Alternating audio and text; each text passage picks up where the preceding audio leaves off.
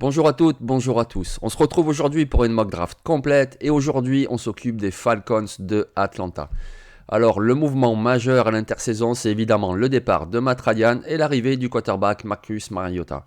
Donc avec le choix numéro 8, leur choix du premier tour, évidemment un quarterback est en jeu. Et pourtant j'ai fait un autre choix, j'ai pas pris un quarterback. Pourquoi? Parce que je pense que Marcus Mariota peut être le bridge quarterback pour 2022 et ils attendraient 2023 pour prendre un quarterback. Vous le savez, en 2023, la QV sera plus intéressante avec notamment Bryce Young de Alabama, avec CJ Stroud de Ohio State, mais également d'autres profils très intéressants comme Will Rogers, comme Devin Leary, comme DJ Wagalele, comme Sam Hartman. En 2023, ce sera plus intéressant. Du coup, j'y vais avec un pass rusher, il s'appelle Jermaine Johnson, il nous vient de Florida State. Déjà, il faut bien comprendre que Atlanta, le besoin de pass rush, c'est majeur. Pourquoi? Parce qu'en 2021, ils ont terminé dernier de la ligue en sacs. Et quand je dis dernier, attention, ils ont signé 18 sacs sur toute la saison. L'avant-dernier en avait signé 29. Vous voyez, le besoin est vraiment énorme. Jermaine Johnson, c'est un pass rusher très fluide, qui a déjà de bons mouvements, qui a de bons instincts, qui a une bonne vitesse. Il peut faire une grande différence dans cette défense. On passe désormais au choix du deuxième tour et c'est le choix numéro 43. Les options sont ouvertes, on peut aller dans beaucoup de directions et je me suis dit pourquoi pas aller sur un super running back. On l'a dit tout à l'heure, le quarterback c'est Marcus Mariota, c'est pas un phénomène, donc pourquoi pas ajouter un très bon running back pour porter l'attaque et du coup j'y vais avec Bryce Hall de Iowa State. Bryce Hall, il a tout ce qu'il faut, il a vraiment un mix très intéressant de puissance et de vitesse. C'est pas le plus costaud, mais il est suffisamment puissant, c'est pas le plus rapide, mais il est très vif, il prend bien les cuts. L'entraîneur Arthur Smith, dans sa deuxième année, était habitué aux Titans du Tennessee à avoir un running back dominant avec Derrick Henry. Alors pourquoi pas construire cette attaque sur vraiment du jeu au sol et donc Bryce Hall. On est toujours au deuxième tour, c'est le choix numéro 58. Et là, on y va sur un receveur, il s'appelle John Mechie et il nous vient de Alabama. Pourquoi? Ben déjà, citez-moi un receveur des Falcons Atlanta. Allez-y, je vous écoute. Oui, voilà, c'est vraiment très compliqué. Il y a quasiment personne dans cette escouade, donc il leur faut absolument un receveur. John Mechie, sans sa blessure en fin d'année, serait sans doute en jeu pour un choix de fin de premier tour. Donc là, en deuxième partie du second tour, c'est vraiment une belle affaire. C'est quelqu'un de vif, c'est quelqu'un de fiable, c'est quelqu'un qui peut courir divers tracés, que ce soit à l'intérieur ou à l'extérieur, que ce soit en red zone, que ce soit pour des passes écran, il sait tout faire. C'est en plus un leader qui a pas mal d'expérience avec Alabama. C'est vraiment un choix très très solide pour les Falcons. On arrive au troisième tour, c'est le choix numéro 74. Et là, pourquoi pas y aller sur un quarterback. Et donc c'est Bailey Zappi de Western Kentucky.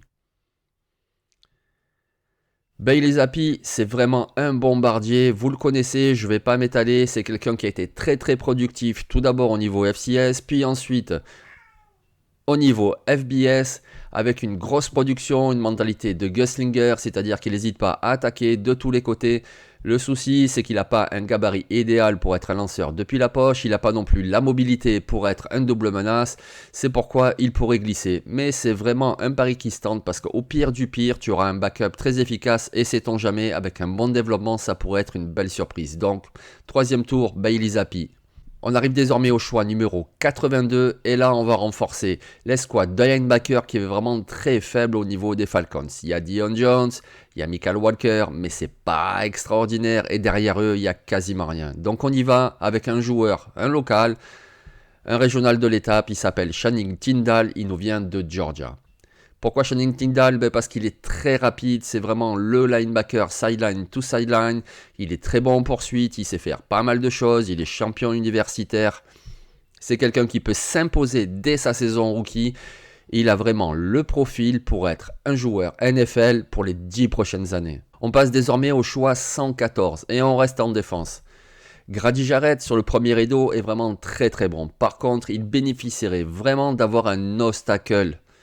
Et donc du coup, c'est pourquoi on y va avec John Ridgeway qui nous vient de Arkansas. Alors John Ridgeway, oui, contre la passe, il ne sera pas extraordinaire, il n'a pas des pass rush moves de folie. Il jouera sans doute surtout sur les deux premières tentatives, mais attention, sur les deux premières tentatives, il peut vraiment occuper au milieu du premier rideau. C'est quelqu'un qui va être très efficace dans le run-stop et c'est exactement ce dont a besoin Grady Jarrett, l'alléger un petit peu des prises à deux pour que lui puisse ensuite mettre la pression depuis l'intérieur. Donc John Ridgway de Arkansas. Au choix 151, on reste sur les lignes, mais du coup là c'est la ligne offensive. Pourquoi? Parce que les Falcons depuis quelques années ont beaucoup investi sur la ligne offensive, mais avec un succès vraiment relatif. Alors quand on regarde les joueurs, hormis Jack Matthews, ils sont tous très jeunes, que ce soit Chris Lindstrom, que ce soit Caleb McCarry, que ce soit Matt Hennessy, que ce soit Jalen Mayfield, ils sont tous très jeunes, donc a priori ce seront eux tout de même les titulaires. En 2022, ils auront encore une chance. Mais du coup, là, avec le choix 151, on va ajouter un joueur très intéressant, il s'appelle Cade Mays, il nous vient de Tennessee. Pourquoi il est très intéressant? Parce que c'est un joueur qui a de l'expérience à diverses positions de la ligne offensive. Et donc du coup, il va apporter de la compétition. Et donc, qui dit compétition, dit émulation. Certains sur la ligne offensive, ok, ils sont jeunes, ok, ils auront une chance, mais ils ont intérêt à se bouger le cul parce qu'en tout cas, Cade Mays leur mettra la pression pour leur piquer leur poste. En plus de ça, avec sa polyvalence, Cade Mays pourra dépanner parce que vous le savez, tous les ans, les blessures, ça arrive. Et bien voilà un joueur précieux qui pourra dépanner aux deux postes de guard, qui pourra même dépanner en tackle s'il y a besoin. Donc c'est vraiment un choix très malin, surtout qu'on est au choix 151. Il n'y a vraiment aucun risque à prendre. Cade Mays, vraiment une belle affaire. On arrive désormais au choix 190 et là on retourne en défense et on y va avec un safety parce que là aussi c'est une constante dans cette mock draft, il y a des trous de partout dans cet effectif et au niveau des safeties c'est vraiment pas terrible. Du coup on ajoute un peu de rotation avec Quentin Lake de UCLA. C'est pas le plus rapide, il n'a pas des qualités exceptionnelles, mais je vous le rappelle, on est au choix 190, donc c'est vraiment pour apporter de la rotation, et à ce niveau-là, il a vraiment tout ce qu'il faut, il l'a démontré en Pac-12. Enfin, nous arrivons au choix du 7e tour. Pourquoi pas retourner sur une unité qui est vraiment très très faible, beaucoup trop faible, c'est l'escouade de receveurs, même si le Titan Kyle Pitts fait un petit peu office de receveur. Mais on y retourne au 7e tour. Avec un receveur, c'est Ty Fryfogle de Indiana. Pourquoi Fryfogle? Parce que déjà, il est grand, il a montré de très belles choses avec Indiana.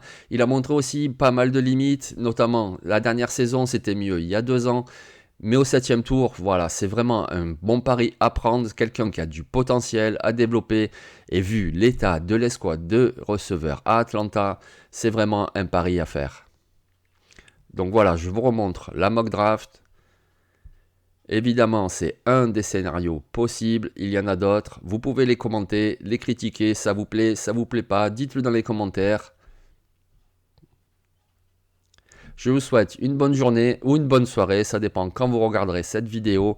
Et je vous dis à très bientôt. Abonne-toi sur YouTube.